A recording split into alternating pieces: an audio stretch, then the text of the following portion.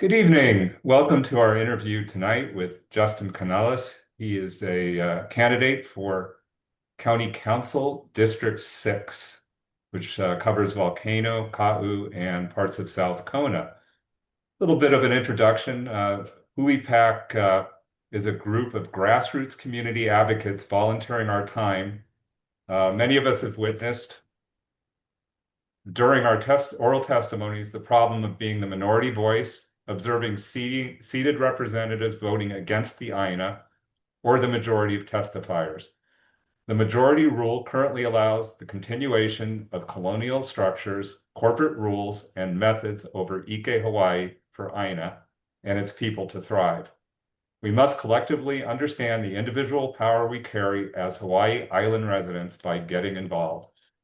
And I think, Gabe, you're going to ask the first question. Yeah, thank you for joining us, Justin, again. Mahalo. I want to start by asking, what has inspired you to run for office this election cycle? And can you describe your core values and how you think those values will apply to the future of Hawai'i Island? Well, mahalo for having me and taking time out of your evening to allow me to interview here. And the reason why I'm running, I mean, if you'd asked me 6 months ago, I would have told you I wasn't running for office. So this is a pretty new development. And I have a good relationship with Michelle Galimba. And when I heard she wasn't running, there were several respected community leaders in Kapuna that kind of believed in me and kind of gave me the belief to believe in myself to run. And I have a deep-seated values are kind of really are about caring for the āina, caring for the people, and trying to uplift those around me, as well as trying to make the world a beautiful place. And my entire career, albeit right out of college, was to help those that were less fortunate in life, and in my work in the South Bronx.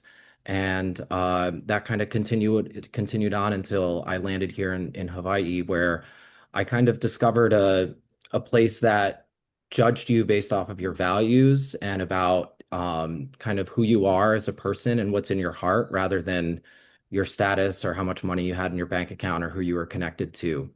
And so for me, um, being able to kind of use my skills and expertise that I've developed over the years in public policy, in sustainable development, in community development, really um, kind of all coalesced when I heard that there was, that Michelle wasn't running again, and that there was an open seat. And it wasn't a decision that I made lightly. I just had a newborn daughter that was born in December, so to throw that on my plate.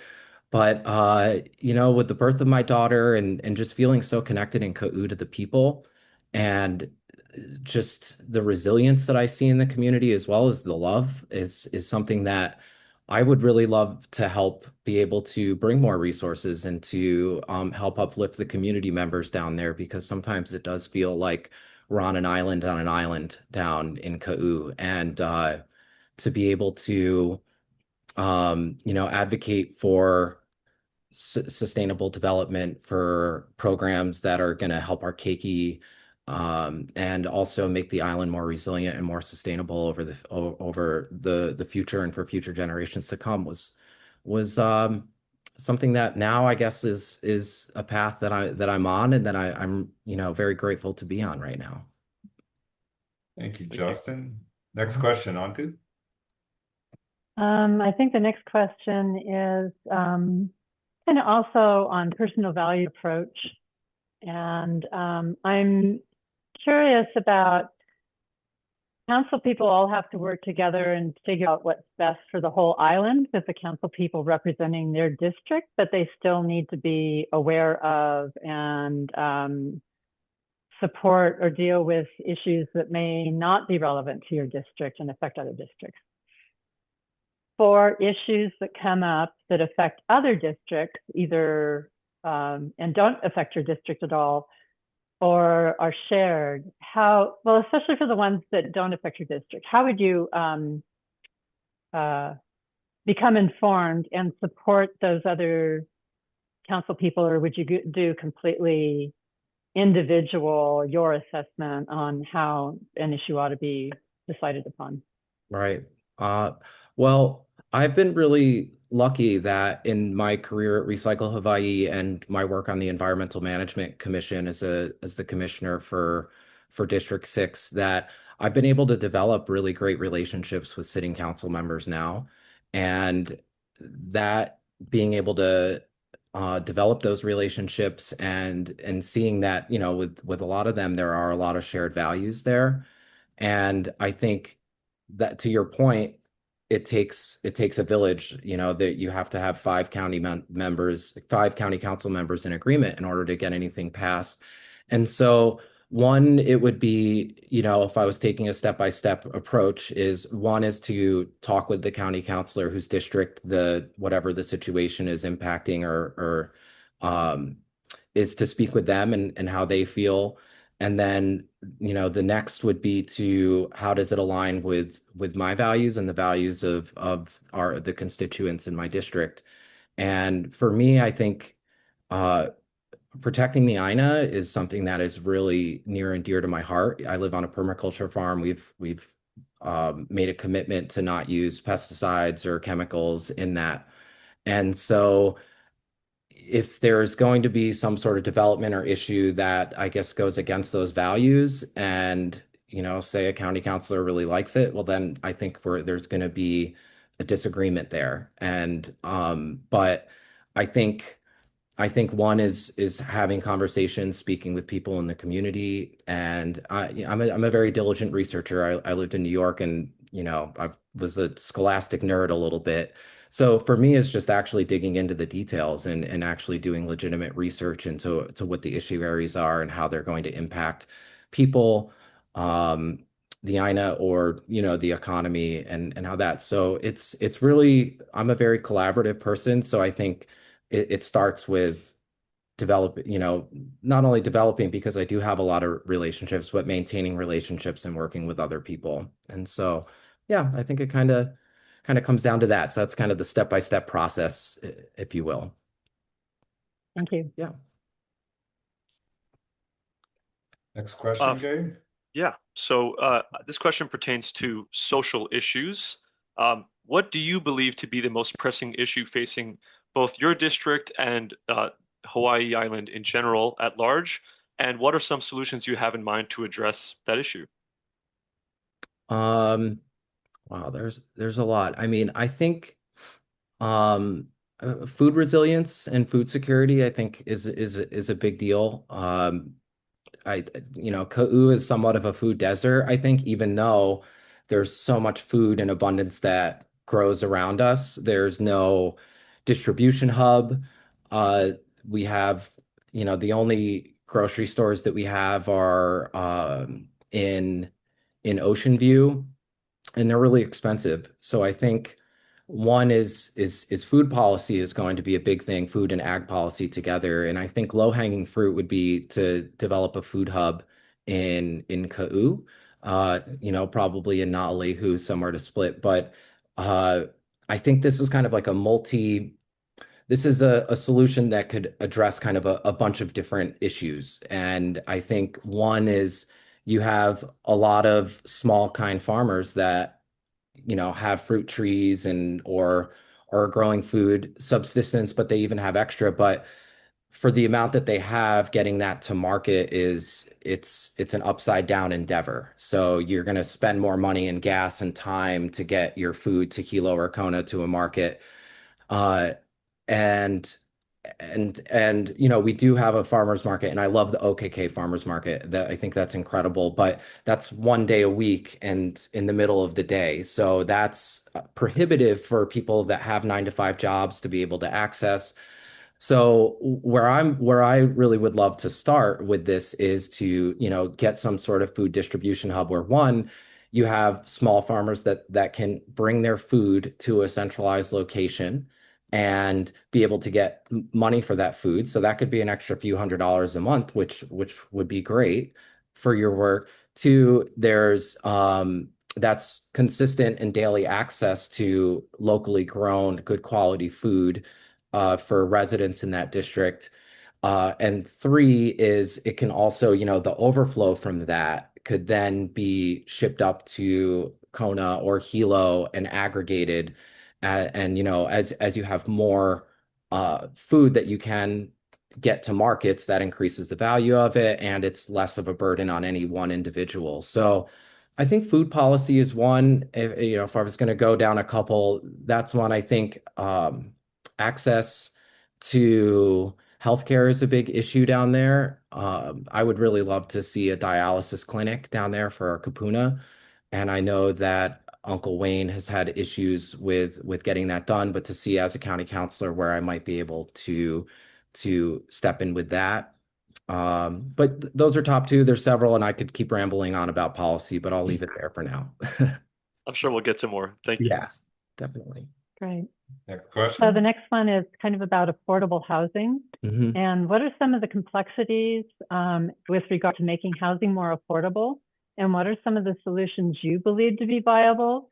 Like we've seen the proposed vacancy tax on Honolulu, or we also have had a problem with affordable housing credits that end up disappearing, shall we Being say. sold So, off and not used, yeah. right? Yeah, I think the affordable housing, that's like one of the most difficult nuts to crack really on the island. Another county council member, I was just talking about this with the other day that I thought was a great idea is looking at infill housing. So looking at how we can build housing off of additional housing that's there and coming up with programs and incentives to be able to incentivize homeowners that maybe have extra space on their land or will be able to build out additional units. But that would, of course, need to come with pretty strict guidelines that, you're not building those for short-term rentals. There has to be lease agreements and you have to show the backup that if you're going to have access to these incentives or credits or funding, that it's coming with long-term leases for local residents. So I think infill housing could be one instead of having to start and develop all the infrastructure from scratch is to, be able to build out where is already existing infrastructure. I also think that with affordable housing, I like the idea of a vacancy tax. If you're not here and you're not contributing to our local economy, there you should be, because the way that I see it is someone else could be in that house that's living in there full time and purchasing from our local stores and contributing to our economy, as I said. So I think a vacancy tax here would be great. And the devil is in the details about how you can administer that and follow up. And I and th this is tough too because I guess in Naalehu where there could be spots where you could put additional housing, there's a limit on the amount of water that can be distributed. So there's only a certain amount of water tax credits. So you would need to upgrade the water infrastructure to allow for more housing, which I would be open to if there's identifiable land that could be seen for affordable housing development. But that's where I think the county needs to make some serious decisions here and looking forward towards the future is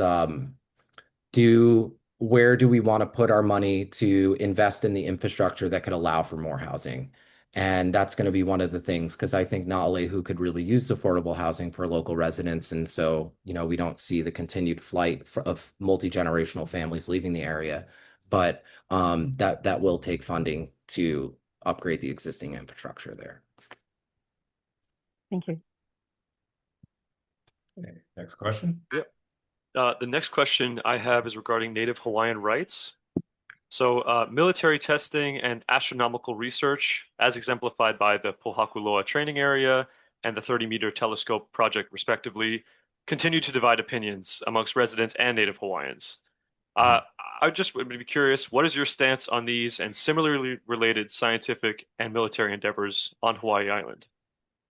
Yeah, I'm not a fan of the Pohaku training area and military expansion or use of the land there. I just see driving by there, knowing that they're just shelling the side of Mauna Loa and everything. It's just, I don't think that that's necessary, and I think it's a terrible thing, to be perfectly honest. The 30-meter telescope I know is very controversial, and there's people that see the ability to look at the stars and the scientific developments that could come out of that.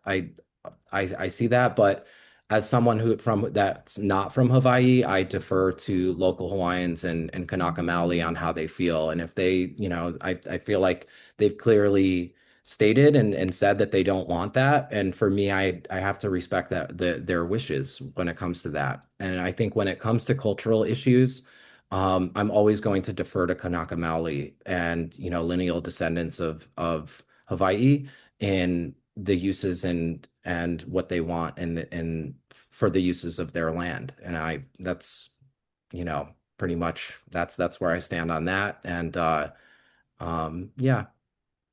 Okay, thank you. Mhm. Next question. This one's about food security and agriculture.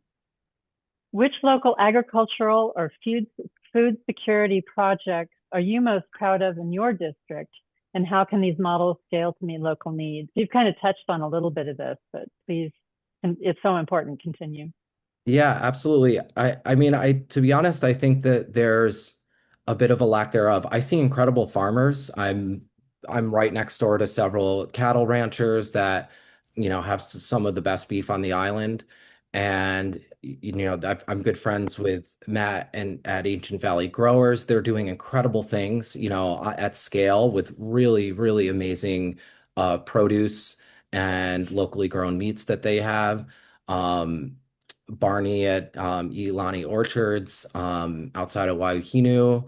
And so I feel like there's so many awesome farms and happening, but a lot of that is being shipped out of Ka'u because there's no centralized marketplace here. And so that's agriculture is the lifeblood to Ka'u, and that's, ag policy is going to be something that I'm going to be really focused on if I get onto the county council.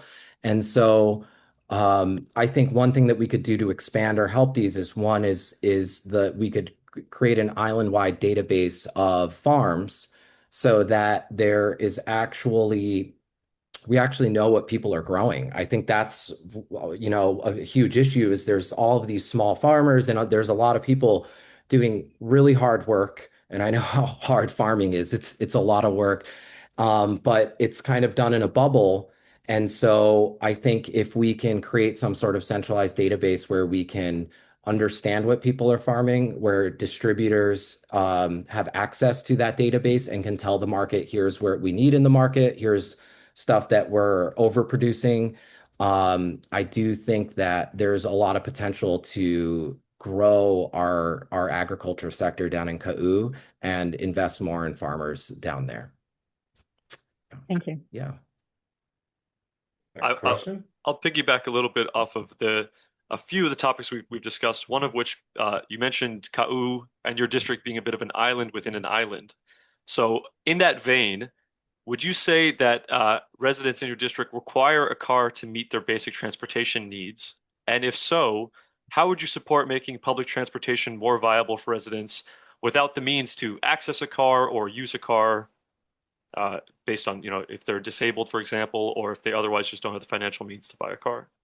Yeah, that's I think one is you absolutely do need a car in order to survive or to be able to navigate in society. And I mean, we've had farm help that have utilized the bus system, but it comes infrequently. I think one low-hanging fruit is to put actual trackers on the bus, so there's an app where you can see how far the bus is away. I know so many people, they go down to the bus stop and they end up waiting an hour or two, or they just missed the bus and they don't know. So I think one right there is just integrating modern technology into our bus system so people can actually plan their lives around using public transportation. The fact that it's free, I think, is incredible, and I'm sure that whole system could probably use some more funding and upgrades. But I think expanding that out, expanding ADA, and to be honest, there could be with modern technology, there are rideshare programs and things that I'm sure that we could potentially integrate where people that have to commute back and forth to Kona, you can hitch a ride with them and split gas. So there are innovative. I mean, when I lived in Oakland for a while, in order to get across the bridge, there was this whole pickup line, and if you had more than two people, you could ride the HOV lane and miss the traffic, and it was well used. I used it all the time. So looking at ways that we can incorporate modern technology and ride shares, I think would be great. But I think just some investment in modernizing our bus system, I think would go a long way just to get some regularity and for people to not have to be stuck out in the rain waiting for a bus that uh, they don't know is going to come or not. And I think that that's a big problem. So yeah, that's kind of a couple of the solutions I would look at. Just to plant the seed, Justin, Mhm. I did ask because I'm a bus rider or try to be. It's difficult on this island. I Mhm. asked one of the bus drivers, it's like, even they have the holo holo and stuff and Oahu and have the mobile apps and stuff. It'd be great to get the buses transponders because we mostly lease now with contract with Roberts. Mhm. All the buses have transponders, she said. The dispatcher knows exactly where every piece of equipment is all the time. Really? So it would be a great project for you to get the county to put together the mobile app to make that public. Yeah, I didn't know that. So if the buses already have the transponder, it's just pretty much just integrating an app, which yeah. Yeah, So yeah, easy, that's right? good. I Yeah, didn't know that. All right. That's some low great. hanging fruit right there. Yeah. Next question would be around land use and infrastructure. Do you support allowing subdivisions and development on ag zoned parcels? Now I'm talking about the county layer because there's a state layer also, but I'm Hmm. kind of isolating the county control. Um, should there be a minimum size area reserved for agriculture, either with or without structures? Hmm. Is that Uh, I'm sorry. is that clear? I don't know if So this is taking like 100-acre lots and then subdividing them up into like 5, 10, or 20-acre lots. Yeah, in Ka'u, in Kona, it's 1 acre lots and building houses on them and still having them zoned as ag. Zone to zag. Well, I don't I don't think people should reap the benefits of ag because there's a substantial reduction in your taxes if you're on ag land. So I don't think that you should be reaping the benefits of that tax reduction if you're not doing agriculture. And I think this ties into the county having some sort of centralized database and team to follow up where okay, if we are going to subdivide, then there's at least accountability to be able to know that the people there are going to be doing ag. So I think that that's a tough topic because there was a subdivision proposal in Naalehu that I wasn't necessarily for because what the consensus was on the ground was that these were just going to be lots that were people were just going to throw up a house on and that's that. So if there was a guarantee that those lots were going to be Hawaiian homestead and go to locals and were going to be homestead farms, then yeah, I think that that would be a great use of subdivision. But this is where I think the county needs to develop some accountability mechanisms to be able to, if we're going to subdivide these lands, that there's going to be follow up, that they're going to stay in ag because we do need more housing. And so I'm not against necessarily adding more housing to the housing stock, but are these going to be affordable homes or are these going to be kind of McMansions on the hill? And McMansions on the hill looking down at Naalehu is a no-go for me. I think that that would just totally fly in the face of the character in our culture down there. So that's where I would say I'm not necessarily opposed to against it, but I do think that there needs to be an accountability structure for it if we are going to subdivide. And that's where I think the county needs to try to work on some sort of accountability mechanism to be able to do that properly. Right. Thank you. Thank you. Okay. Yeah, so we've touched on this topic already briefly. It's regarding affordable housing. Antu brought up the concept of a vacancy tax, as we've seen in other countries, or as we saw in Vancouver, that there's some legislation regarding vacancy taxes for empty homes. But in addition to empty homes, there is the issue of short-term rentals. So currently, there are new regulations in the works, both at the state and local level, or county level, excuse me, regarding short-term vacation rentals. What is your view on short-term vacation rental legislation as it stands now, and what would you like to see in the future? I haven't read that bill, so I can't really speak to the bill, but where I stand with it is to see that the median vacation rental homeowner owns 15 vacation rentals on the islands is just it's kind of disgusting to me that someone is, they're not even living here and their profit, not only are they extracting wealth and money from our communities, they're also taking up much needed in housing stock for our communities. So when it comes to short-term vacation rentals, for the auntie and uncle that have, a little hale that they want to rent out and they're living there and it's not really suitable for long-term rental, but they need to make some extra bucks off that. I'm okay with that. When it comes to the commercialization of short-term vacation rentals and the proliferation of them, I'm very against that. And I think that uh more needs to be done to rein that in. I think there is a difference between someone living here and needing an extra source of revenue. Like, I get that. I understand it's really expensive to live here. But where I would like to see is how we can incentivize people that do live here to create long-term housing and be incentivized towards that. And so, um, it's again, you don't want to take, I have no problem cutting people off on the mainland that are profiting off of Hawaii.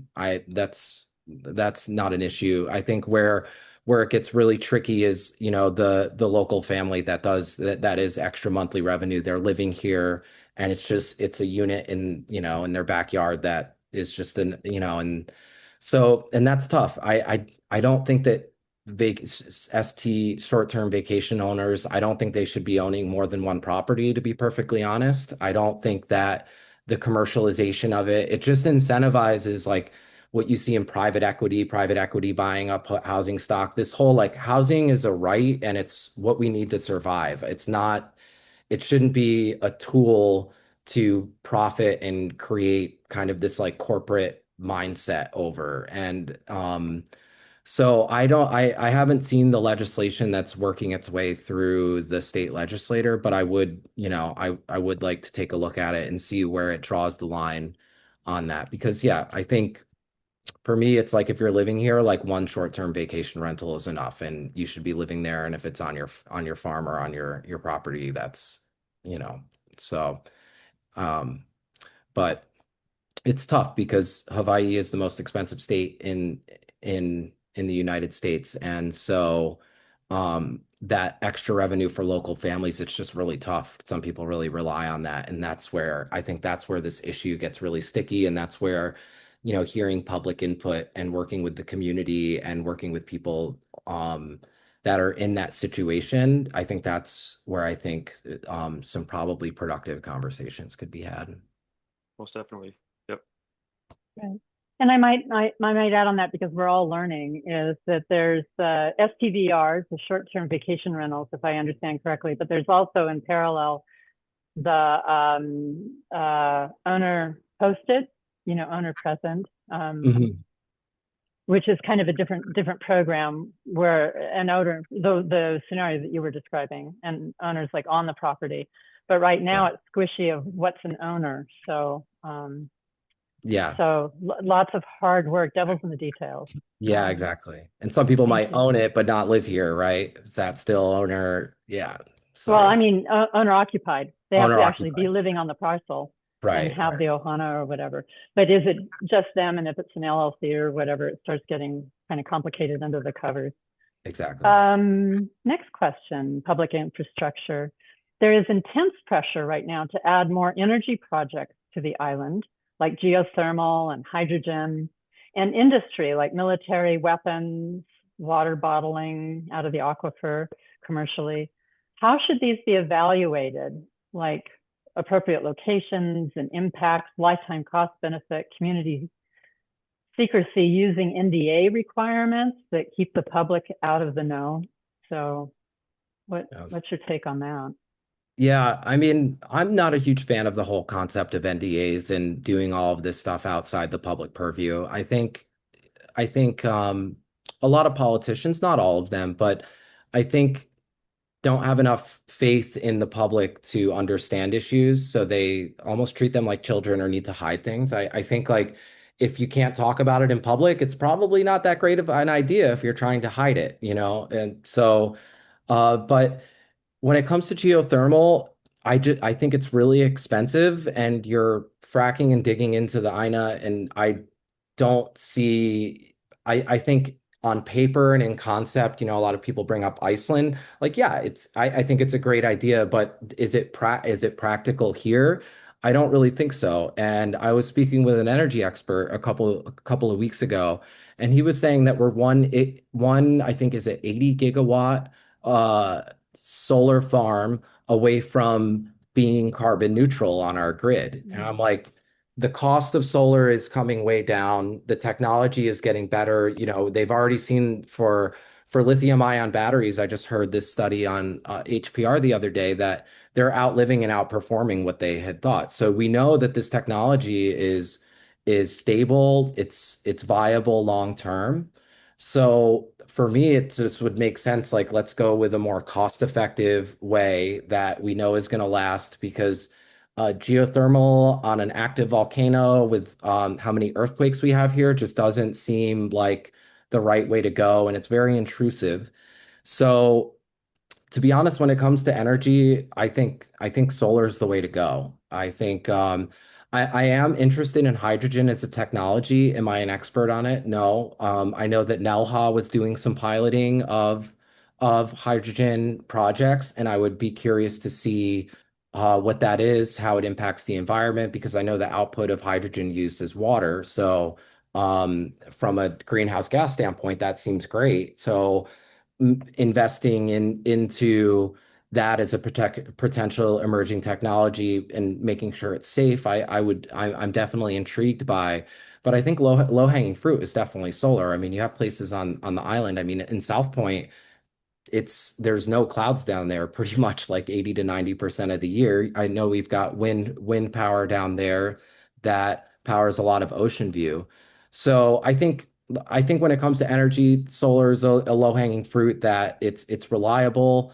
It's just a matter of getting Hilco on board with it because their infrastructure is based off of oil, and we need to be moving away from oil as we've seen by our current storms and where climate change is going. So we use solar on our farm. It's been incredibly reliable, especially during storms when the grid goes out. So I think solar is the way to go.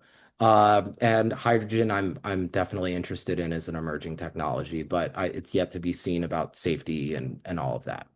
You know, a key component of solar is being able to store the energy for use when the sun isn't Right. out.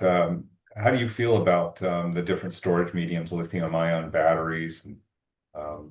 What means do you think we should be Yeah. storing the energy? And actually, may I tack on to that question too, Justin? I'm not Mhm. sure how far into the waters the districts actually extend, if there is any jurisdiction beyond like the coastline. But a big emerging technology is from these deep sea mines that have this innate electrical property that store energy in a like per surface area of these modules within a battery. They store it more efficiently than lithium ion, but Oh, the wow. the deficit to that is that's a huge environmental task to be mining deep sea areas, both in the quantities that they're trying to source from and just the ways they're going about it with these ships that require these massive, energy supplies just to go out there and do this job. I want to tack that on because there are new technologies developing that have a green effect in theory, but in Mm. practice, in the manufacturing them and the obtaining the materials, there is these ramifications of are they truly green if you look at the full life cycle. Sorry, Yeah. sorry to interject, but this happens to be my one area of actual expertise, so I had to jump in there. Yeah, I do know, yes, the process of lithium. And I think that it's so tough. It's the double-edged sword. We see oil and gas and its impacts, and you want to move away from that. And yes, mining lithium and all of that is um it does, has an environmental burden inherent in its process. And so I guess where I look at it is if when we had this discussion on the Environmental Management Commission a couple months ago, is if we're going to invest in lithium ion battery storage and all of this, well, that could potentially be a what's the word I'm looking for? It's an opportunity for us to develop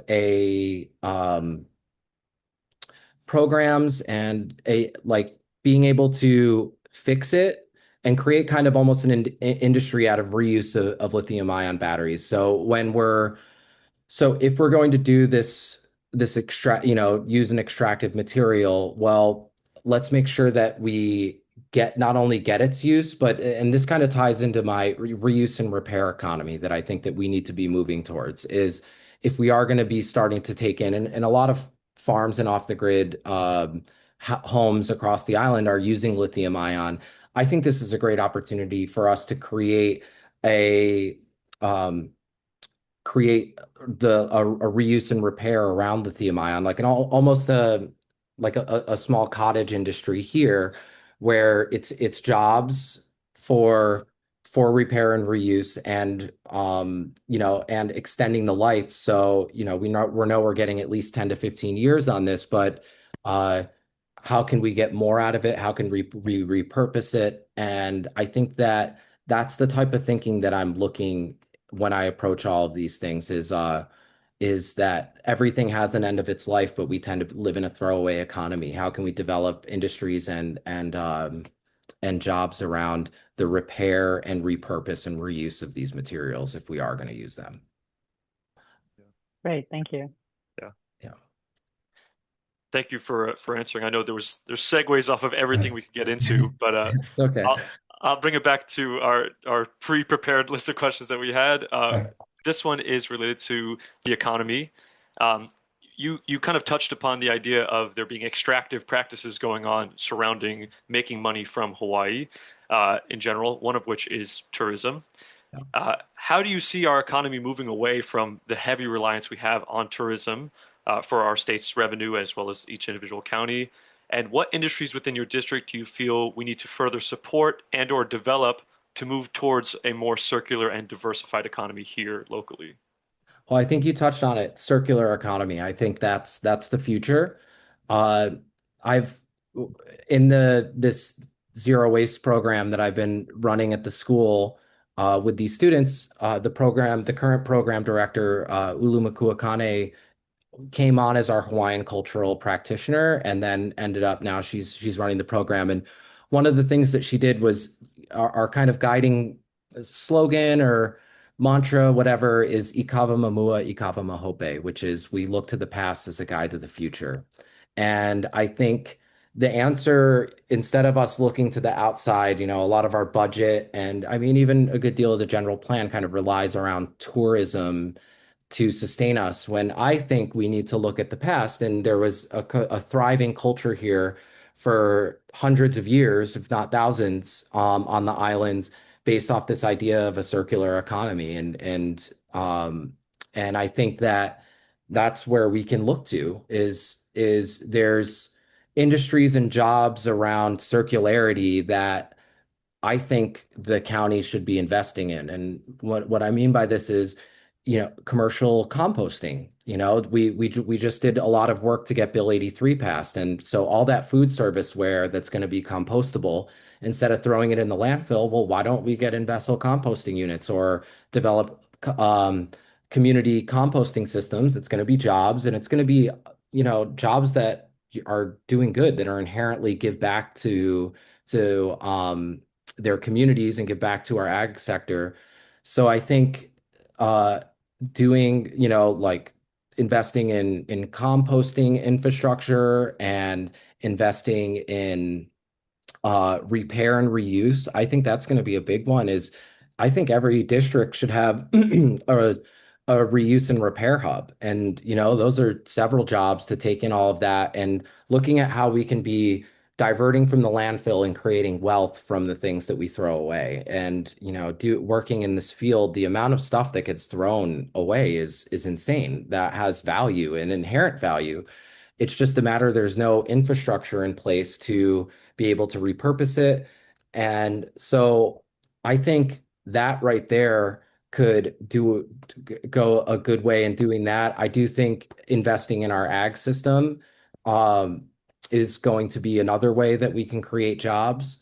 And and to be honest, I think looking at the county level, there are so many vacancies, like just in the Department of Environmental Management alone, there are so many vacancies. And you're like, okay, well, if there's all of these vacancies across this one department, well, maybe the jobs aren't good enough. Maybe we need to cut some of those jobs and make some of them more attractive to fill. Instead of having 80 jobs unfilled, well, maybe let's look at how we can take some of those away and invest into making the majority of them better and more attractive. And so I think where I'm looking at really is yeah, this whole idea of repair and reuse, I think could be like quite a few jobs across the district and the island. And I think inherently there's jobs in sustainability, and that's where we need to be looking at because the grant that we got has done wonders on a very little budget. So, Thank you. Great. Well, the next one is on government transparency and public inclusion. What steps would you take to make the county budget easier for residents to understand and monitor the performance to accomplish, especially longer range projects? Yeah, the budget process is really complex. I mean, I'm making it a point that I'm going to be tuning in and during the budget hearings to during the upcoming budget process to for myself to just learn more about it, how it's done, and to be able to make informed decisions where if elected, I can go in there and do that. And I think looking at efficient ways to go through the budget process. I do like the fact that they at least live stream all of the county hearings. I think that's a good start.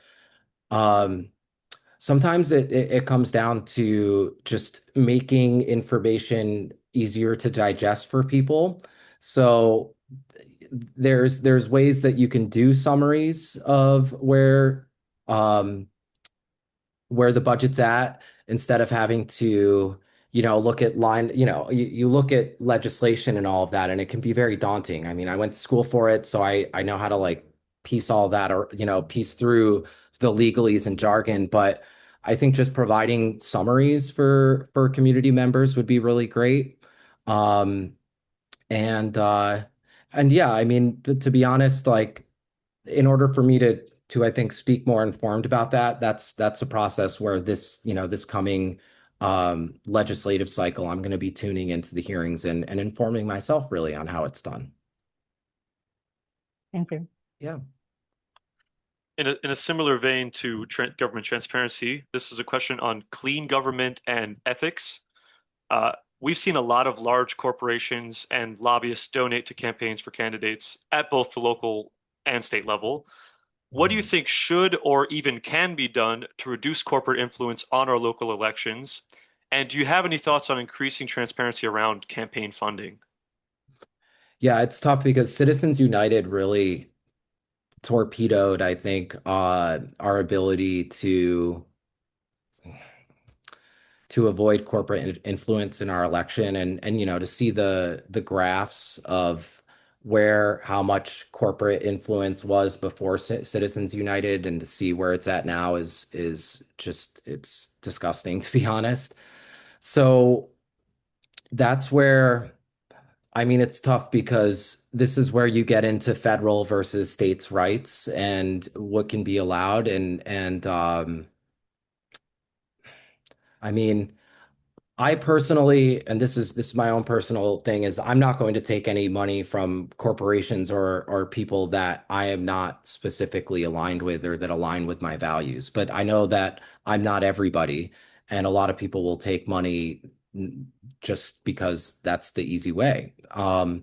So looking at legislation to limit that, I know that right now there's a $2,000 cap.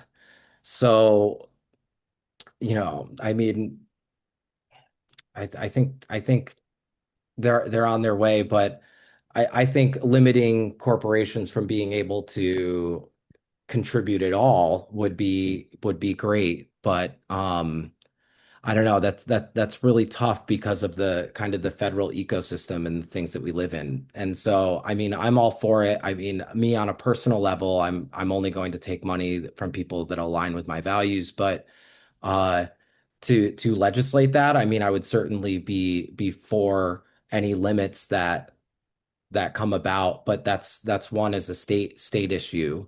And so I don't know. I'd really have to, become more informed on if there's any legislation this cycle or what good legislation has been out there that's been torpedoed and um to look at how we can coalition build to get something done in that. But Yeah. when it comes down to it, I agree. It's like the corporate influence is just it's abysmal when it comes to that, and it really lessens the power of the people and the voice of the people. And that's where I hope to, I am community over developer. I am, Yeah. really, and I think that that's where how we can hold politicians more accountable in that, whether that's legislatively or really informing people. And doing what HULI PAC does is trying to, amplify voices and getting, the actual candidates out there to speak on the record. So then voters can be more informed to, try to prevent, those type of people from getting in office in the first place. Okay, Yeah. we have time for one or two more questions. Great. Thank you. So this one goes back to affordable housing, since it is such a problem for us. Mhm. Hawai'i Island's population is increasing year over year, and we continue to see home prices increasing disproportionately. What are your thoughts about increasing density and urban development as a means to counteract the housing crisis and the sprawl across our āina? And how does that intermesh with the preservation of natural lands? Yeah, that's really tough. I mean, I would love to see some sort of commission that, excuse me, some sort of commission that really tries to identify parcels that are agreed upon that this is a good place to develop. And I think that that's kind of this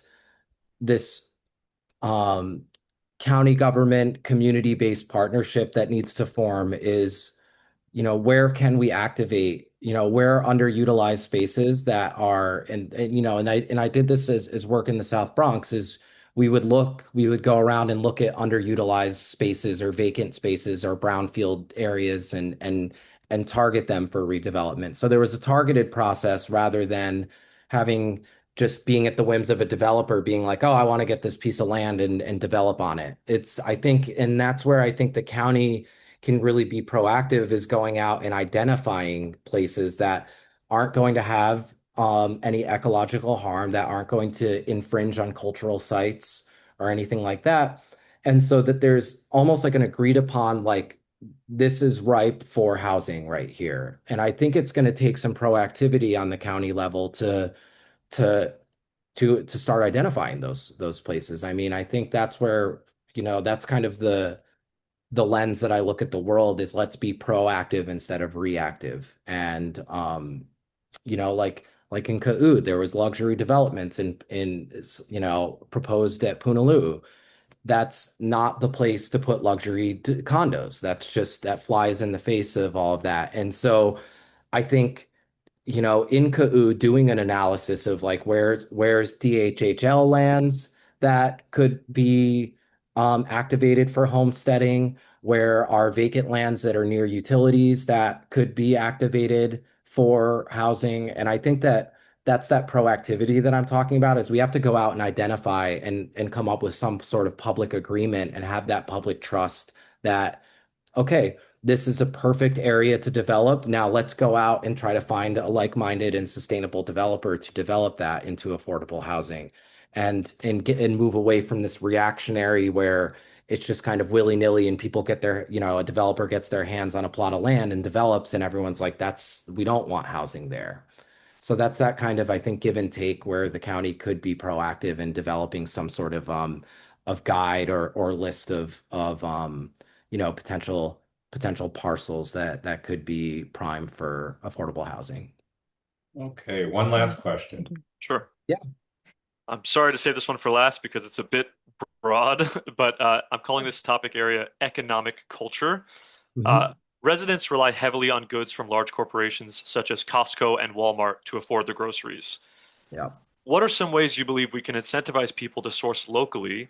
And if we are to continue relying on these megacorps, what are some ways you think we can mitigate their harmful effects locally, such as their excessive plastic packaging, without driving up the cost to our residents? Absolutely. So the first prong to that is this idea of import replacement. I think that could be a great program that could be expanded upon, and that is incentivizing or funding or developing funds for people to grow food or things that are commonly imported.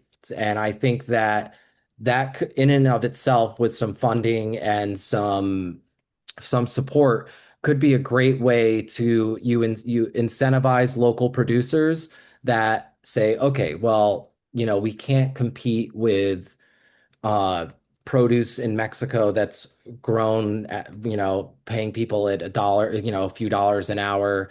And even with the shipping costs is still cheaper than what it costs, here to make. But we're going to have this pot of funding that if you're growing this thing that could replace that, then we're going to help subsidize the cost to the farmer. I think that's a great way to do it. If we can, and that and that takes investment. I think that with the green fees and the kind of the new tax that went through, the greens fee tax, I think that could be a great pool of funding to use towards developing resilient agriculture that can compete with the overseas market. And the second part of that is, I think, sorry, there's a loud motorcycle here. The second part of that, I think, would be extended producer responsibility, so EPR.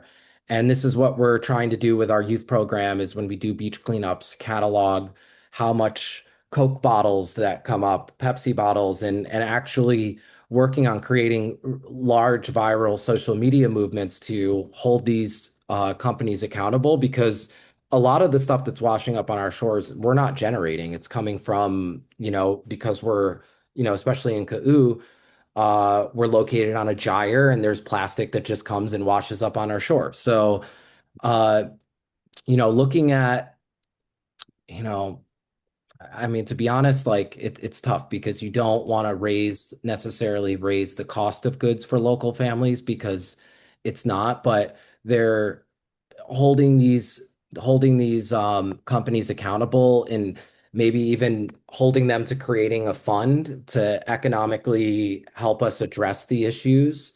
So instead of taxing the product that comes in, I mean, this seems a little bit of government control, but I mean, saying like, hey, you want to sell your stuff here, you have to contribute to a fund that, it's not a tax on the product, but it's the company actually contributing to a fund that is helping beach cleanup mitigation or, I mean, even, and I think that with the power of Hawaii and the size of our economy, we could, um, say that, put limits, say we require a specific type of packaging, just like we did with Bill 83 and requiring that our food Compostable. serviceware needs to be compostable. We could say that, if you want to ship goods, they have to be packaged a certain way or all of that. And I know that that's a whole can of worms, but Yeah. I think if we can get the state, um, our state legislators and the governor and our county councilors to all be working together on this as a solid coalition, I do think that there is a way to hold these corporations accountable, but it's a collaborative effort. I mean, no one counselor can do this, and I think that that's where collaboration and something that I really love doing. I love working with people. That's how we can tackle these beasts is together. Hey. So Thank you, Justin, for joining us. We really appreciate it. Justin is a candidate for County Council District 6. I would urge everybody that's watching this to talk to their friends and family, discuss the issues and the different candidates, and get out there and vote. That's the main thing that all of us are responsible for doing, is making sure that we vote. HULI PAC was born from a shared drive to rework our system by seeking indigenously progressive-minded, āina-based, equity-focused leadership for our Hawai'i Island community. Now more than ever, we need leaders who are willing to circle back to our roots and instill real change to regenerate and transform our Hawai'i Island community. For more information, please log into our website, hulihi.com, HULIHI.com. Thanks again and have a great evening. Thank you, Justin. mahalo. Thank you all for your time. I really appreciate it. Thank you, brother. Aloha.